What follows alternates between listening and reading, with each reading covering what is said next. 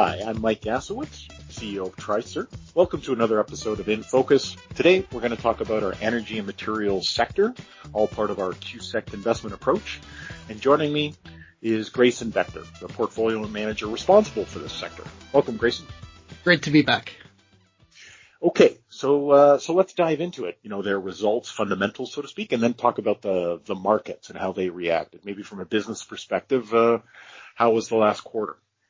Yeah, so from a business perspective, overall, if we're looking at energy was down a little bit. So we started off with oil for the year in, call it low 70s, high 60s, and now it's down flirting with the 60, 62 kind of dollar range. So we saw that basically follow through to their bottom line as well. What we're looking at with a lot of these guys is cost control, as well as some of the projects that are coming up online. So when we're looking at companies like Exxon and Shell, we're seeing those projects come in, and we're actually seeing some impressive control of those costs. So can't do anything about the price of oil, but we can do things about efficiency at the structure level. Okay. One great kind of headline that we did see is the largest private investment in Canada, $40 billion for the Canadian LNG export terminal. That came online. So we're going to be seeing first production going out over the next month or two. Shell, one of our core picks, has a 40% stake in it. So Even though there's no Canadians, we still have exposure in our portfolios. Excellent. And then in terms of the markets, how, you know, and we'll talk a little bit about tariffs and maybe a little bit about gold as well, but maybe just in terms of the markets reaction to the sector. Yeah, absolutely. So year to date, the Canadian energy sector is about flat and the US is down about 4%. So we saw a lot of cost controls that we like. And when the price of oil goes back up, we'll be able to kind of reap the benefit of some of that. But overall, it's been relatively flat on the energy side for this year. The one thing that was really up in the air was the tariffs and whether or not they were going to be applicable to oil, energy, materials, copper, zinc, potash. And it turns out we just needed to read the fine print. So it was as long as it's USMCA compliant. Right. So looking at the companies and just kind of going through their quarterly call, it was about as easy as filing some paperwork. For the resource sector. Automobile sector, a lot more complicated, the resource sector. So companies like Tech Resources, PHP, it was just for their operations in Canada. As long as they had filed the paperwork correctly, it was relatively exempt. It gets just a little bit more complicated when we look at things like Nutrien. So we talked about potash last time and the potential of that 25% tariff.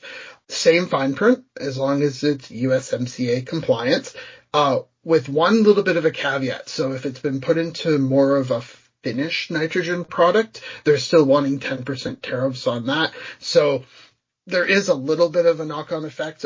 So a company like that was actually, they've had a great year so far. So a lot of sales front-ended with those things coming in. They're up about 25% year-to-date for us, and it's a position we like to hold. It's nice to hear that again, you know, when the whole Liberation Day, Trump's tariffs programs, and again, it was very insightful when you threw out at our last podcast when we talked about this, just how significant Canada was as a supplier for many of these materials. And, again, back to sanity prevails. And, so anyway, that's good to hear. Let's talk about gold and, what we're seeing on that front. Yeah, absolutely. So, gold's actually had a fairly good year last year, and we've seen that continue, especially with the uncertainty in the market with regards to, Victory Day or Liberation Day or whatever the new tag phrase is on that one. It started the year about $2,500. It's gone up to about $3,300. On there. So if we look at the actual gold sector, which is a subsector of our materials sector in Canada, it's up about 38% year to date. So right about now, we get a lot of questions from clients where my gold exposure. It's not necessarily something we hold in all portfolios, but we do hold it in some. I believe we hold in our pool as well. The tricky thing about gold, though, is it really goes up and down based on that price. So I talked about the cost savings and efficiencies that we've seen over in the oil sectors. Right. We've seen the same thing in the copper sector. It's been relatively impressive. The gold sector has always been leggy. So price of gold's been going up for about 4 years. They've only really noticed the benefit over the last, call it, 2 years. And that's just because I mean, in my opinion, it's been hit the most since COVID with not being able to control their cost structures. A little bit of that has to do with the overbuilding that they did back in, 15 years ago. But we've seen, especially in the Canadian oil sands, very, very impressive control cost measures. And with gold, we really needed a high gold price before we started to actually see that. And I think this kind of illustrates the point. So compounded annually, how do you think the gold sector did versus the broad TSX over the last 5 years, give or take? Well, based on the numbers you threw out for the price of gold, I don't know, I guess maybe that's at least, boy, you're testing me on my math, but I would guess maybe 10, 15%. So it's underperformed the Canadian TSX by about 6.8% over the last 5 years. Okay. As well. So it's one of those, when it's hot, it's hot. When it's not, it's not. Right. And it's something that we do have in some clients' portfolios and a little bit in the pool, but it's not a huge amount of exposure to that, just because the fact there is a fair amount of volatility in it. And the other thing that makes it a little less favorable, and this will be kind of a little bit of an inside to our research methodology, is a lot of times when we're looking at what rate of return we want to get from a stock, most stocks, high 8%, usually 9s, 10s, 11s. And for some reason, the market always likes to value the gold companies at 5. So it's this pass that it's always given it that we've always taken the standpoint of, we'll invest in something if it looks attractive, but it needs to meet our standards. And that makes a lot of sense. And even back to and this is one of the advantages of the customized portfolio approach for those clients who have that, you can, don't hesitate. My advice to all clients listening is don't hesitate to talk to your portfolio manager about gold.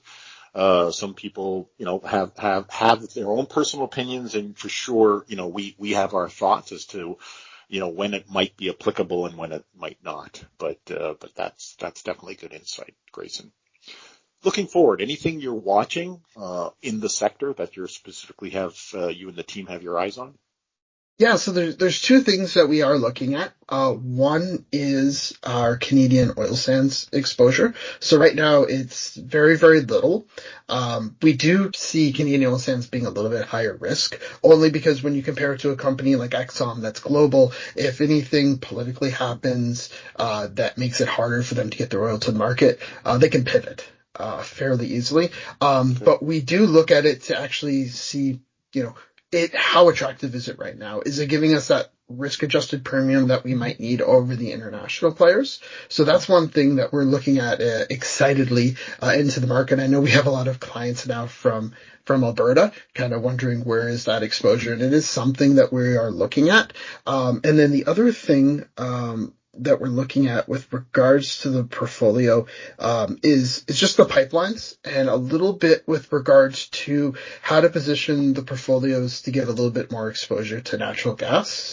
In the past, we used to kind of stay away from that, but now that we have these exporting facilities, it's something that we're looking at going, does this make sense for our clients? To put it in context, that facility that's opening up this year is going to take about 11% of natural gas in Canada based on last year's production, and have the ability to export that to international markets. So maybe not great for your gas bill, but from an investment standpoint, rising tide floats all ships. So right. We might see, even if companies don't have direct exposure to that particular export terminal, it may just increase prices in Canada. Right now, they're incredibly low. So there's definitely room for improvement on that front. Yeah, it's a really good point. As a consumer, I'm thrilled to see that, call it the competitive pressure on from a market perspective for our natural gas. But as an investor, absolutely, you want to get that product to as many markets as possible. So, okay, good insight, good thing to be watching. Grayson, thanks so much for this. Always a pleasure. Folks, as always, if you have any questions, don't hesitate to talk to your CPA firm financial advisor, or reach out to your TriCert investment advisor or portfolio manager. And as always, don't hesitate to reach out to myself. Take care.